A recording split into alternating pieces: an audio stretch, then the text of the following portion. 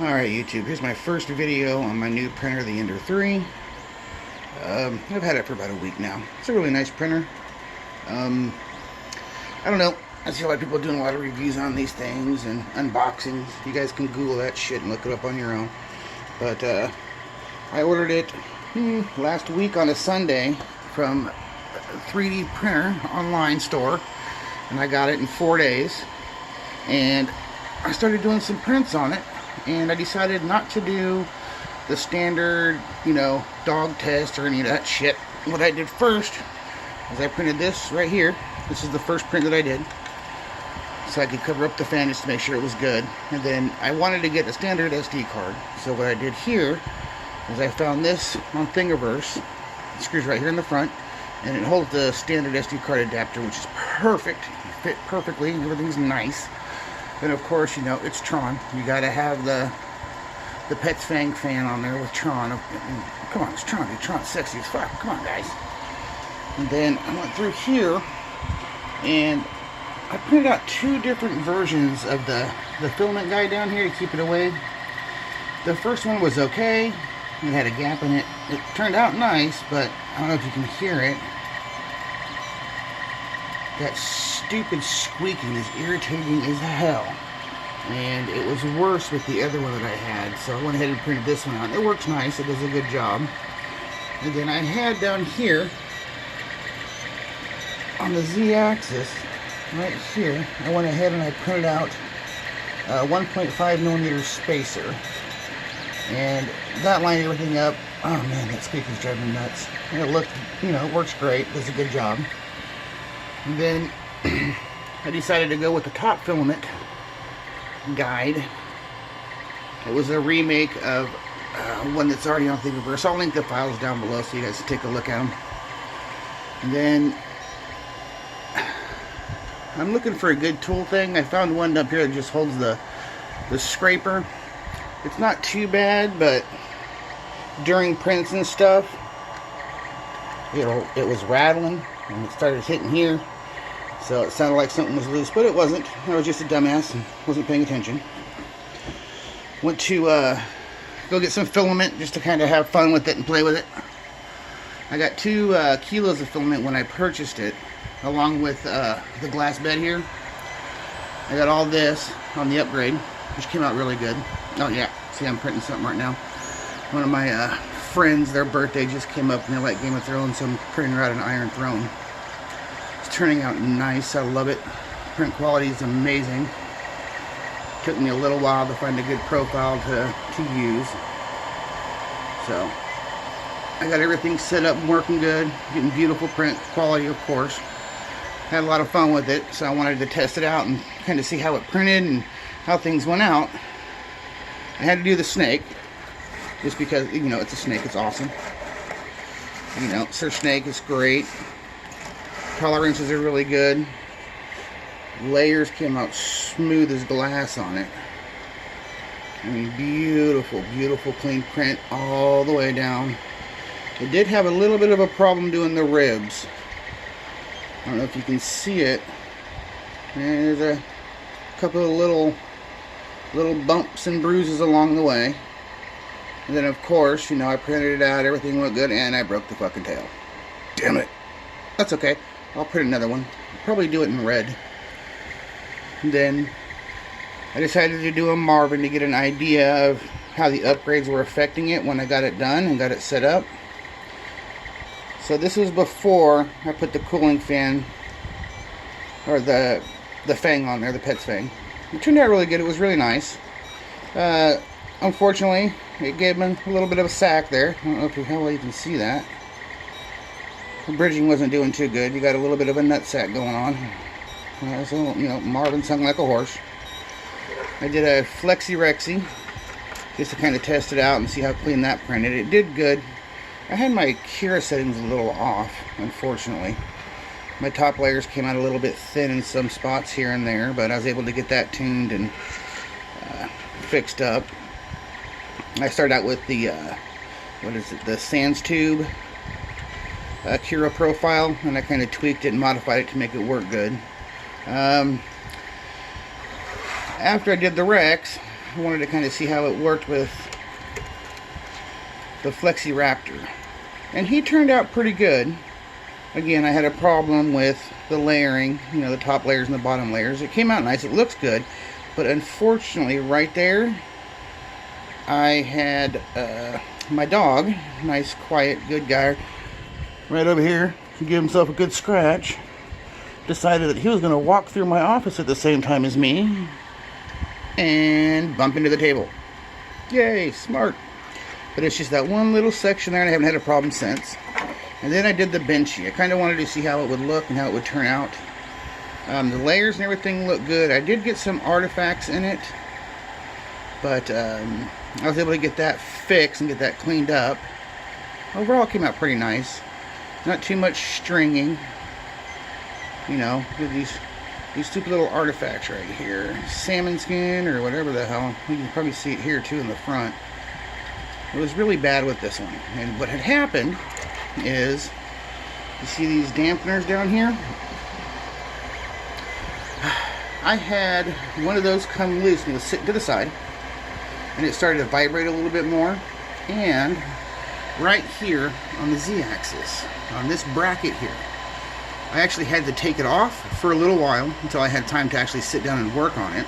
What I had to do was, on this side here, there's two screws. You can see one screw hook here, and you can see where the nut for the wheel sits here, and there's another screw that goes in right around over here. What I had to do was I had to file it, the little file, just about a millimeter in, so it would push this way, just a millimeter, because these weren't touching. And when I was tightening down the centric nut here to get it all nice and snug, it was locking up the bottom wheel, and it wasn't printing right. So I took it off. And when I took it off, I was getting decent prints. Everything was fine. The bed was leveling and holding a level good. I just wanted to make sure this was on here for any vibration or anything causing issues. So I got that fixed and put back on. And then I reprinted. Well, this is one of the first ones you can see, one of the very first ones I did. I had to reprint one of these because when it had come loose, when my dog decided to bump the table, I didn't realize it, and one of them cracked. It just had a really bad layer adhesion on it. So I went ahead and fixed that, took care of that. But these have helped a lot. It's nice and quiet. I did upgrade the fan in here. Out of everything on here, it was all nice and quiet. Everything was good, with the exception of the fan right inside here. That fan was loud. So I went ahead and went to Fry's and got a nice little 40mm fan, threw it in there. And then, one issue that I did have that a lot of people are discussing is the cooling fan and the board fan here are linked together. So what I did is I clipped the end off of my board cooling fan here, and I ran it right to the power supply here and just screwed it in directly. So now this fan's all the way turned on all the time, 100%. Keeps everything nice and cool. I'm waiting for my TL smoothers to come in, hopefully tomorrow afternoon, depending on how long UPS decides to take. But other than that, I mean, this thing's been a beautiful printer. You know, I mean, as you can see, the details there, the layers are there. You know, it's turning out gorgeous. I haven't had a problem with it at all. I mean, this is, you know, a massive upgrade from the original printer that I started out with, which was a Tebow Tarantula. A lot of you guys probably started out with those. And then that kind of shit the bed. I mean, I couldn't get it to work too well. Never really got a good, decent half-ass print on it. But I did get everything set up and going. And then with the glass bed here on this one, in the Ender 3, you know, you got to have a good old-fashioned trusty Elmer's glue stick. Okay? So what I ended up paying for this thing altogether with the 2 kilos of filament, the glass bed upgrade, that does come with extra nozzles. It comes with like a 0.2 up to a 0.8mm nozzle. And I'm still only using the 4mm. It's not the stock one, it's one that came with the little bag of nozzles that I got when I ordered the glass bed with it. But when I got this glass bed, I got the 4 nozzle pack and the 2 kilos of filament. I got everything for $265, and it ships local here in the US. So I put my order in Sunday. By Monday morning it showed processed, and then I decided to shoot them an email and ask for a tracking number. They sent me a tracking number Tuesday afternoon, and I got it Wednesday afternoon while I was at work. Well, I work from home, so I was sitting on my ass here. Doorbell rang, dogs went nuts. Next thing you know, I got a 3D printer, and yeah, it's been hell ever since. I haven't done much around the house. My wife's pretty aggravated. But I get to make really cool shit like this. I mean, come on, guys. Look at that. That is beautiful. Can't beat the print quality. Nice, good infill. You know, no problems. Good layers. I mean, even the fine details on the ends of the swords for the Iron Throne are coming out gorgeous. You can see the rock details. So, this has been printing for roughly 11 hours. And as you can see, I'm printing it at 205 with a 60-degree bed. It's giving great adhesion. Everything's looking good. I haven't had any problems with bed leveling or nothing. I'm going to put a link to a video down below from, I think you say his name, Nerys? I don't know. But he had one of the first batches, and he talks about some fixing things that he did to tune his printer to make it work really good. And yes, those are for the first batch of printers. This is the newer one. It's not the first batch. So a lot of the problems that he discussed were addressed and fixed. But one thing I did do here is I printed out this cable guard here. And when I printed out this wire guide, I should say, when I printed that out, as you can see in the back here, it did move the wires over enough to where I don't have to worry about them snagging and pulling out the extruder motor wire. And then I had some mesh wiring saved up, or mesh wire cover saved up from another project that I had done. And what I did, nope, I don't know if you can hear the clinging or not. That's the, can you hear it? Yeah, that's a spatula rattling in that holder. So I'm going to print out a new tool holder and see how that goes. But what I decided to do was to cover up the positive connection and clean up the wires with a lot of that mesh wiring, mesh wire sleeve that I had. So, but overall, I mean, God, yeah, it's a little bit more expensive, $269. I'll put a link to an affiliate link below. You know, if you decide to buy one, please, you know, help a white boy out, hook a honky up, however you want to say it. All the funds that I get will be going to, you know, upgrading stuff and hopefully putting more things on this channel. I do want to start doing more prints and stuff, but unfortunately, the only camera I have really right now is the one that's on my cell phone.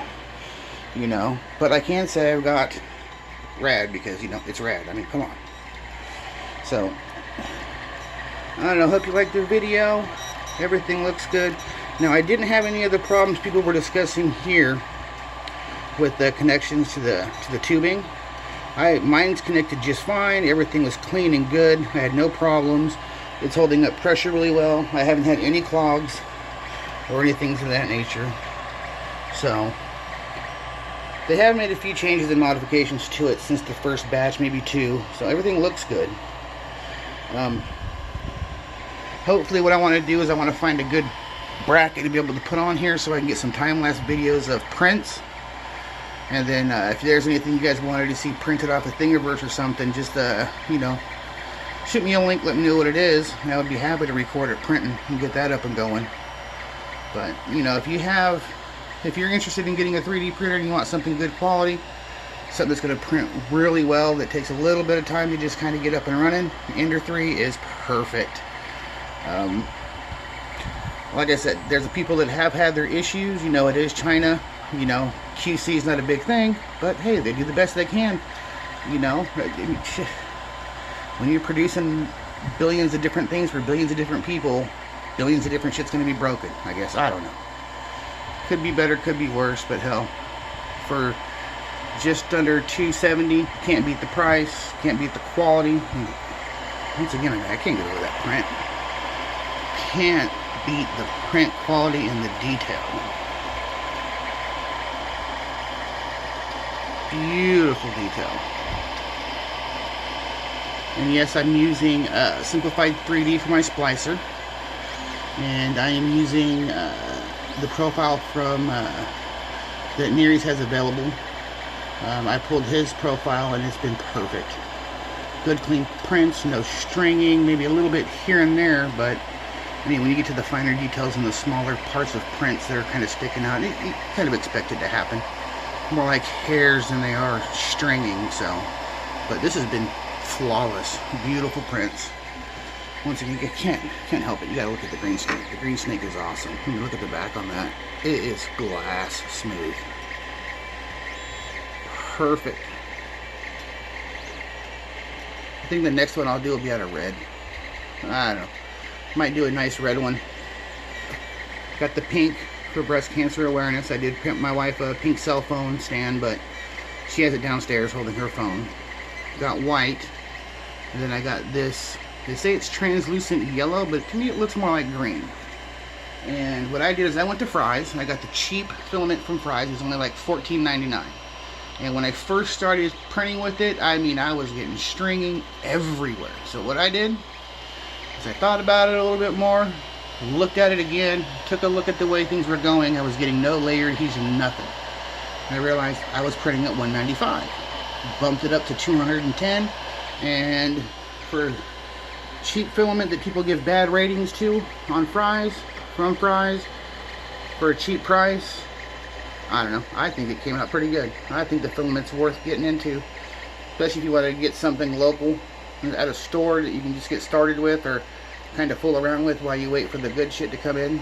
I don't even know what the good shit is. What is it, proto pasta or something like that? So, but once that stuff starts to come in, or if you can afford it, you know, us broke folk have to do what we can. Just a matter of adjusting your temperatures just right to get everything good and smooth and clean. And that's all I did here. But I'm definitely going to be doing another benchy once I get my TL smoothers put in, and do a comparison against this to kind of see how that changed and what differences it made. I've heard a lot of people say that they don't make a difference. It's just, you know, it's an Ender 3. It's not, you know, you're not doing high quality prints, but at the same time I've seen things where it comes out, hey, they're actually pretty good. So I'll get those hopefully installed this weekend, do a couple more prints with them, and give you guys an update on how's everything going and everything looking. Once again, I'll fix this tail. But I mean, hell, even Marvin came out nice. I've seen a lot of reviews and videos where this piece right here is really thin and brittle. This thing is solid. So, and that's before having that's with the stock cooling fan and a Cura profile setting that I got, that I was just kind of tuning with. Like I said, it gave me a little bit of a sack on the string, but other than that, I mean, let me look at that. Clean, smooth lines. Perfect, nice and shiny. And I didn't have to worry about any cleanup or nothing, with the exception of the snake and his ribs. I'm still trying to figure that part out. Hopefully this new profile and Simplify 3D makes a big difference on it going around. So, shout out to everybody that helped me kind of look at these printers, get a good idea of what's going on with them, and really sit down and look into what I could afford and get going. And once again, I'll put a link down to Nerys' channel. I recommend checking it out. He's got some cool shit. Way too many fucking printers if you ask me. But he did a really good review on this one, and I can see why that he covets the Ender 3 so much. Once you get it all set up and working right, it is a very clean printer with amazing print quality. Alright guys, Flugu signing out. Hope you guys enjoy it. Take care. And if you don't like it, I don't care.